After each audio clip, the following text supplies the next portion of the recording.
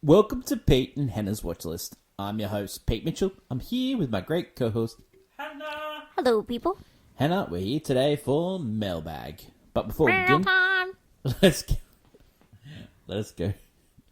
Let us tell the viewers and the listeners what they should do. Could you pretty please leave a like and subscribe to the channel? Leave a comment down below, your feedback on the show, your thoughts, questions, comments, queries, all that jazz. Comments below.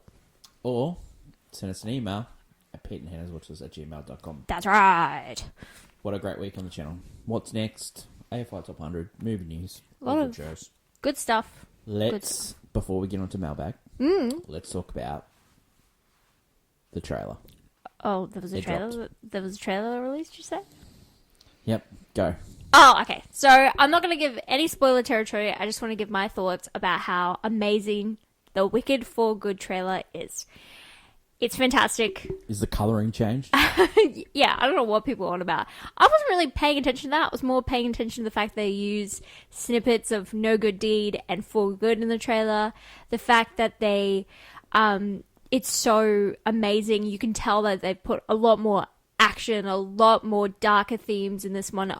There's a lot more moments in this movie that we're going to see that Alphaba is going to make some really chaotic, disturbing decisions, and it'll be fun to see. Nothing too dark like in the book, but just a lot more fun, a lot more dramatic. Seeing the fact that these two best friends are pulled apart by their choices they made. I love that John M. Chu also, we've been seeing snippets of this wedding gown that Glinda's in. It's in the trailer, and obviously a little bit of a John M. Chu classic wedding action, and I love it. Crazy Rich Asians. Yeah, he knows how to make the best wedding sequences. Yeah, so I'm really excited. It's probably the most excited I've ever been for a movie trailer in the longest of times, and it looks really good. I know everyone's expectations are going to be out of this world.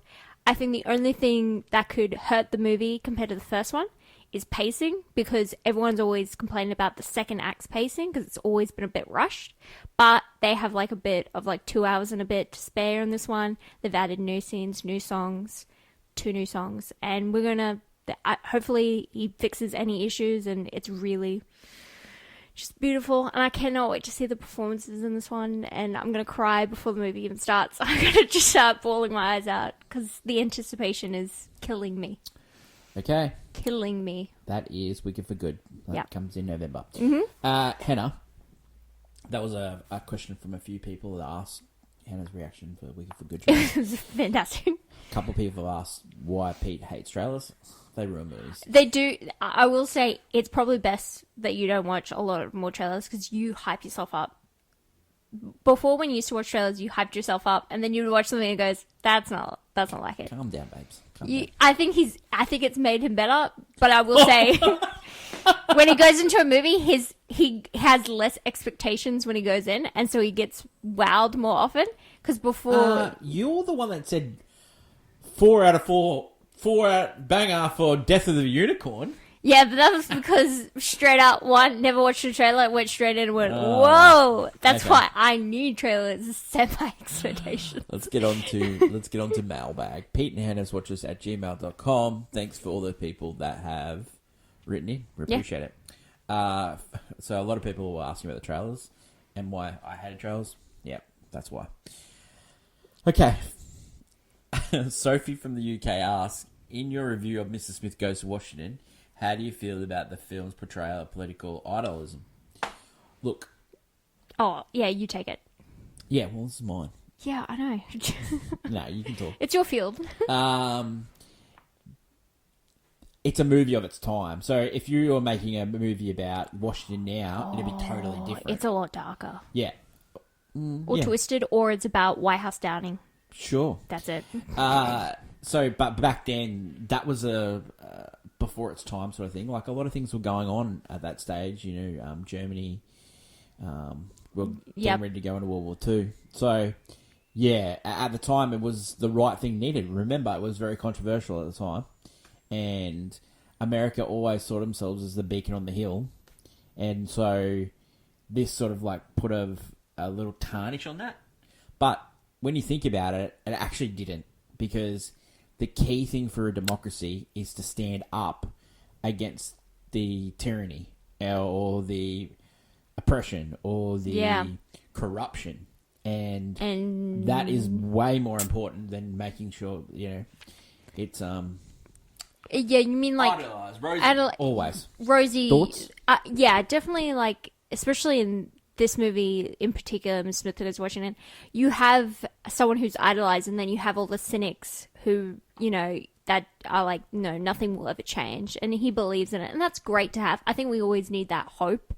Almost like watching a superhero movie. You love the hope in it. And I think the politic nature, I mean, you could literally put that movie anywhere else. Same themes. Like, I don't think the politics bit, Rosie, because if it really impacted much, I don't think it did. Like, in politics wise, I don't think it did. I think some people were more... You have a lot more characters like Lisa who get who see those characters and try to emulate the idea of trying to stand up for what they believe in. So I like that aspect, not so much the rosy nature of the political nature. I don't know, like, you don't know, like, that's a lot of people wanted to get into politics because of that movie. So maybe it did change things. Maybe it might have been worse. You never know. Worse. Sure. You never know. Next question. If you can change. This is another AFI question. So a lot of people are really enjoying AFI. We had like I like doing it. A great email today about from someone that said that AFI was a great idea. Can't wait to start listening. So yeah, thanks for that. This one was also an AFI question. Mm-hmm. You're both super high on High Noon. Sure. Why do you think it stands apart from other westerns, Hannah? Well, you're huge on this movie. Yes, I think Gary Cooper in this movie, King of Westerns, is probably like the best I've seen performance-wise, because a lot of them are, the personification of a Western is that they're a tough guy and they can stand against anyone or anything. But Gary Cooper's like losing it. He's really upset. He's scared almost, like throughout the movie. He grows less and less sure if he can, succeed, the High Noon of it all. And his performance is just so incredible in its nature. Don't you think it's funny that the two questions that we got asked about for the AFI, one was Mississippi Goes Washington and one was High Noon. And they're very similar. Very similar. Very similar. Very similar. One guy taking on the system. One guy taking on the system and everyone tells him to sit down.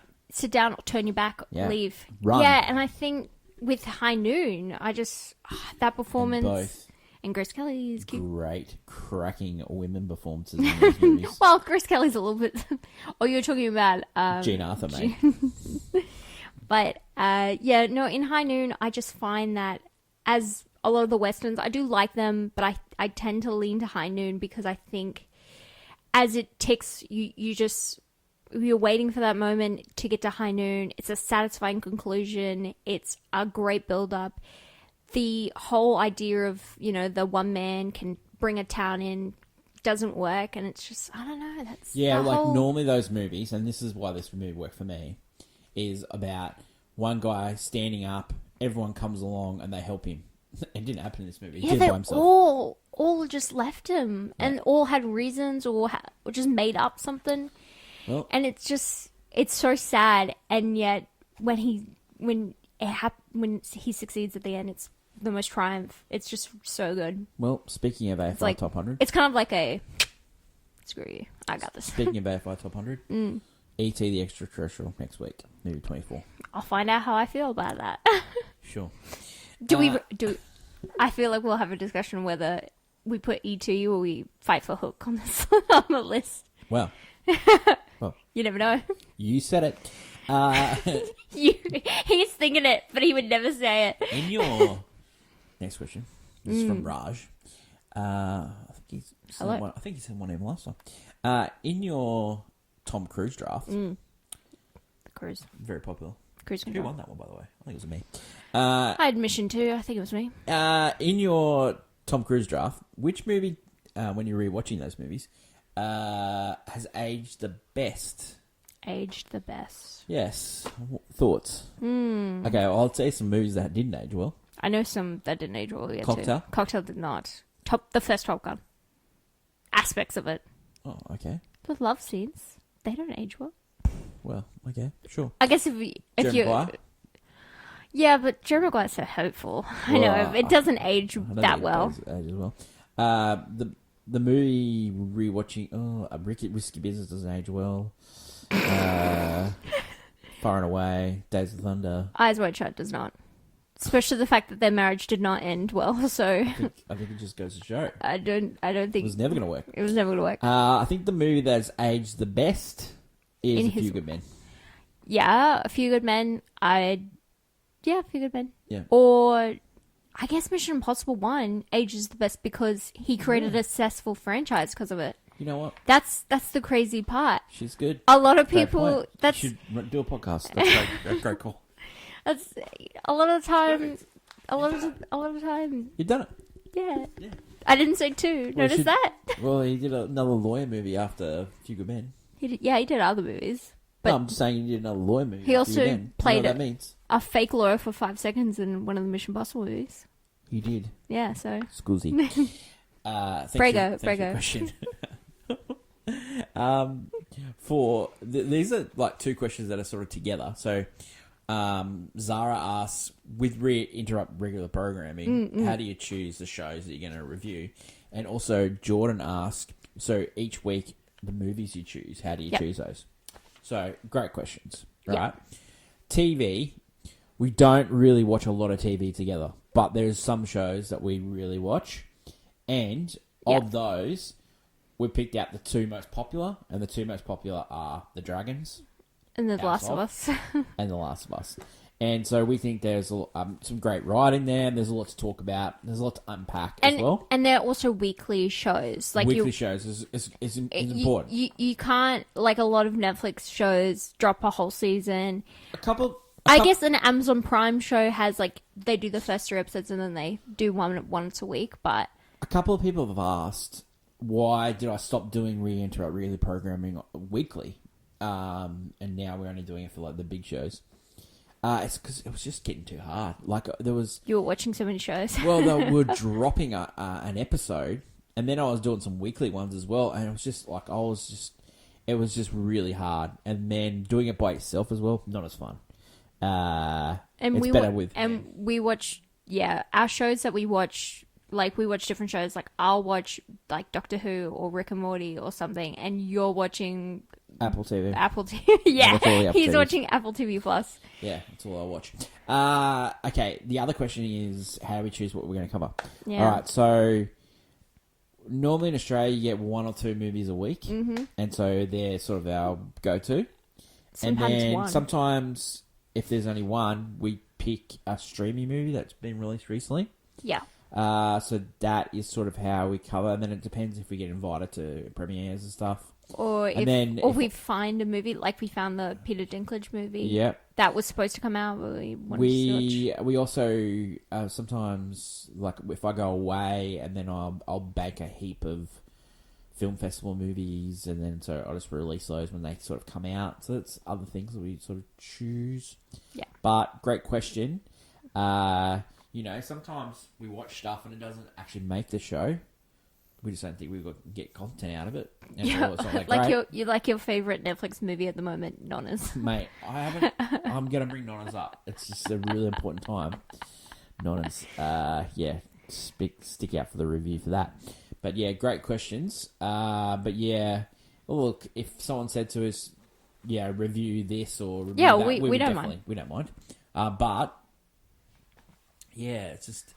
Yeah, at the moment, TV-wise, it would only be those 2 shows. Yeah, we're definitely HBO people too. 6.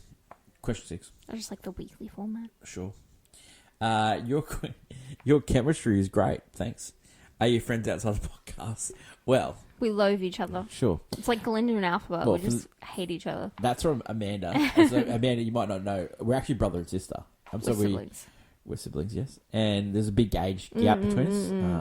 She's 20 years older than me. Yeah. No, Don't worry. There's 20 years difference between us. And full brother and sister as well. So yeah. Yes. Full brother and sister. No, there's nothing wrong with half or steps or, No, but we're full brothers. We're full, so we both have whatever. The same neuroses. So yeah, and so we also live in the same house, and we love movies, and we've always watched movies together. Oh yes, Yeah, probably like a lot of the movies I watched as a kid were probably like sit in front of like Michael Keaton's Batman. I probably watched as a young child. Oh, way too young for my age. Stuff like that. You wrecked my DVDs and stuff like that. So yeah. Well, you know they got to be watched. It's coming back now.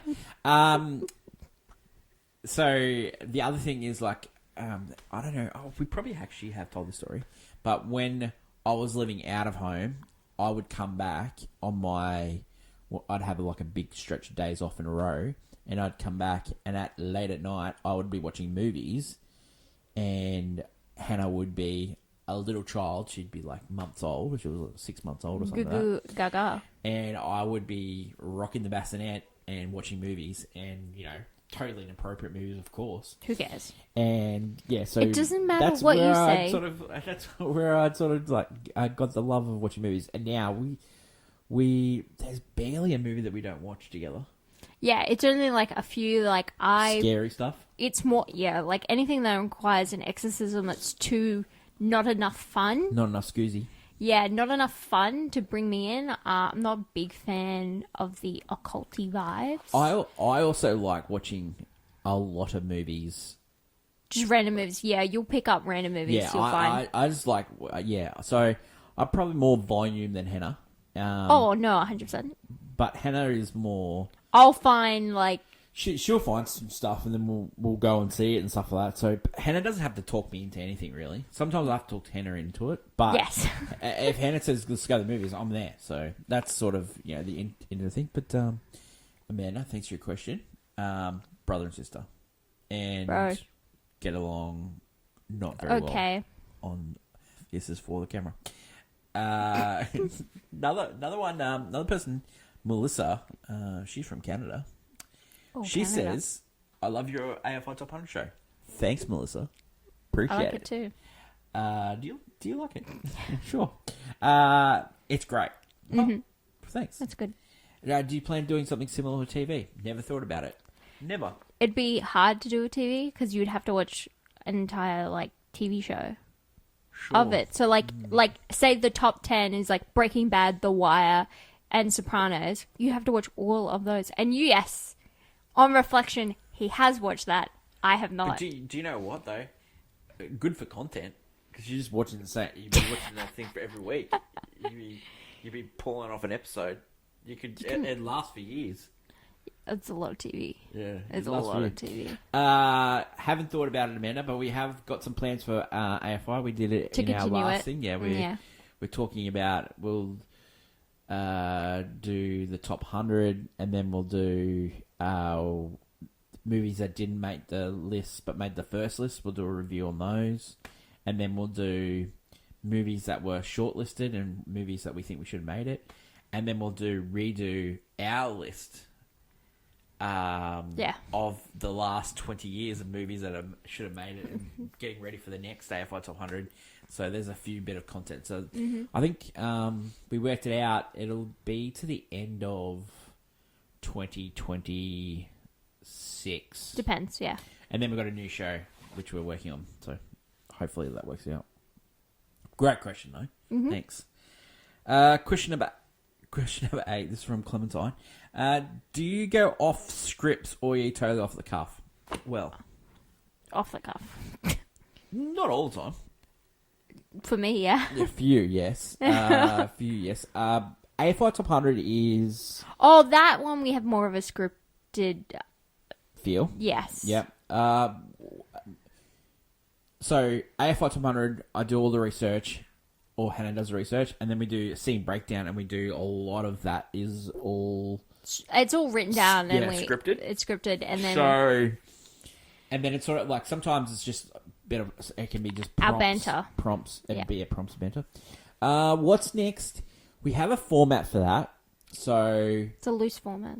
Yeah, but it's elevator pitch, reasons to, reasons not to, and then we go into sort of like, who's in the movie and stuff like that. So...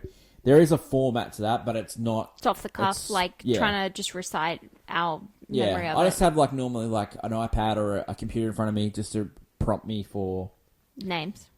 person in this movie, what have they been in and stuff like that. A lot of the actors I know, and what they've been in recently. So directors, writers, a little bit harder if they're not really well known. So their sort of things. Movie news is all off the cuff. If you listen to yesterday's one, that was just pure joy. Movie news is just we prompt each other throughout the week for movie news when it comes to a clickbait headline. I'm glad I like sometimes I'll have to just remember things I've watched because you'll come out. Do you have anything? And I'll be like, I did watch something. It's a great question I ask all the time. And then Hannah's movie news, where she previews the movies. Oh, that I just I make that up. Just getting that stuff. Not all the time. Sometimes it's a one take Andy. Sometimes. Yeah. Well, yeah. So there's your answer. Other than Danny and Nick, who have been on the show before, would you consider bringing guests on? Yes, of course. We like guests. We like collabing. Yeah, we've done a couple of other people's podcasts, KB and Corey. Yeah. Would we have guests on? Yeah. Look, they'd have to. The only thing with bringing guests on and stuff is they have to stand up to us. No, I would. No, I want them to roll over. No, it's just the internet. Like Australia's internet is just so shambolic. Oh, ours is so like bad. when we do our internet, we're not even like Zooms and stuff. Like, funny enough, we're not in like the outback in like in Mission Impossible 2. We're not in the middle of nowhere, right? They chose to go there. Yeah, apparently for great satellite. Anyway. Yeah, but we don't. It's so strange because, by the way, Australia, Queensland, apparently, that is where Wi-Fi was born. Yeah. And it sucks here. Yeah. So we still struggle. QUT. We real struggle. So we don't ask people to come on probably because of those reasons. If we had like a studio to go to, we would probably do it. More helpful. Yeah. It's like Nick and Danny are, one's our brother. And the other's a really good friend of us who we would go see movies with. They see movies, yeah. And so, they just come over to the theatre, home theatre, and then we just do recordings. So we haven't done one of those this year. It's because Hannah and I have just been enjoying making content together. So, and lives get in the way. Busy. But we, Hannah and I sort of like plan our life around this. So that's why we can do a lot of content. Mm-hmm, mm-hmm. Final question is the tour. Okay, so... Tour time. Tour. So, on YouTube, so for our audio listeners, just head to YouTube. So, you'll get the view. So we're just going to describe everything as we're going around. So, we've got the popcorn machine. Yes, our lovely popcorn machine, which I have to maintain. Yeah, of course. Then we've got some movie posters, some pops... Superman, Batman, Mission Impossible, of course. We've got that sort of Hannah's side with like the couch that she has there. Then we've got a nice rug, and then we go over to my side. It's a big L-shaped couch. It's got some great posters. It's got a lot more old movie, Rebel Rally Cause, The Sting. It's got like sort of like cups that we've collected from movie theaters, and then a JFK memorabilia. JFK, got a lot of people movie games. Got some more posters here. Lethal Weapon 3, Teenage Mutant Ninja Turtles, Lawrence Arabia. Got like a jersey from my work winning a grand final. We've got records.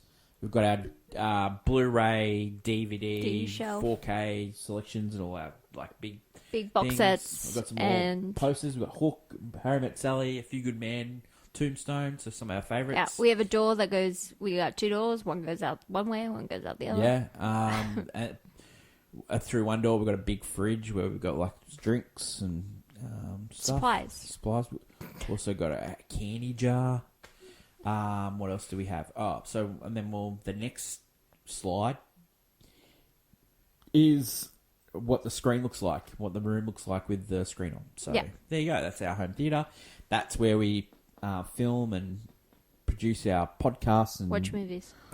We also watch movies here. We watch a lot of movies, TV shows. Yep, AFI, do all that. So that's it. That is it for the tour. So finally, tour time. Yeah, I had a lot of work stuff in here. Had to clear that out. Things kept moving, rearranging, Yeah. shelving, had to be put in. Yep, Yeah. got all that now. So looks good.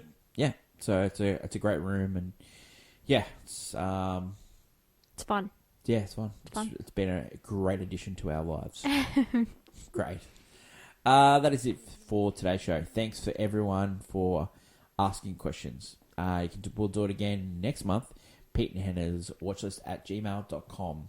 So now we interrupt regular programming. We're going to go to a new system of content on Fridays. So the first week of the month will be Watch or Miss. Watch or miss. Second Friday will be Mailbag. Third Friday, we're going to go back to doing games. Oh, okay, yeah. And the fourth Friday, we'll be continuing our look at championship belt holders.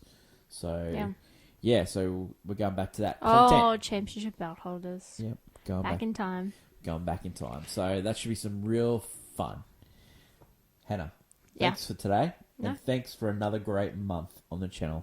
Thanks to everyone for watching. Thank you. Listening, feedback, subscribing. All our numbers are all up month on month, year on year. So really appreciate that. We love it. Thanks for all the, supporting a lot of content that we do. I really do appreciate it. That is my great co-host, Hannah. Long live cinema and long live this channel. Until we meet again, it's bye for now. Bye.